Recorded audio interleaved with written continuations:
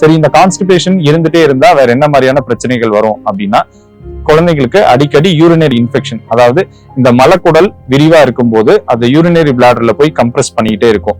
So அதனால குழந்தைகளுக்கு அடிக்கடி யூரினரி இன்ஃபெக்ஷன் வரலாம்.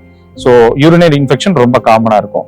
ரெண்டாவது, அவங்க ரொம்ப கஷ்டப்பட்டு போகும்போது அந்த மலக்குடல்ல இல்ல அந்த மோஷன் போற இடத்துல சின்ன கிழிஞ்சல் ஏற்பட்டு அதனால அவங்களுக்கு பிளட் போகலாம்.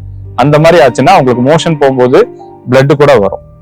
மூணாவது, சில குழந்தைகளுக்கு அவங்களாவே அறியாம அவங்களோட ட்ரெஸ்லயே சில பேர் மோஷன் போயிடுவாங்க. குறிப்பா 3 வயசுக்கு மேற்பட்ட குழந்தைகள் அவங்களாவே அறியாம மோஷன் போகும்போது நாம இந்த மாதிரி பிரச்சனைகள் இருக்கா அப்படிங்கிறத முக்கியமா பார்க்கணும்.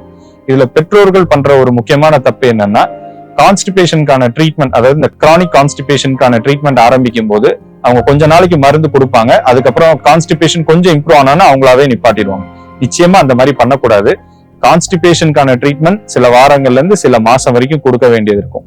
இதற்கான தீர்வை உங்களுடைய குழந்தைகள் மருத்துவரோ இல்ல குழந்தைகளுக்கான குடல் மற்றும் கல்லீரல் மருத்துவரோ சொல்லுவாங்க.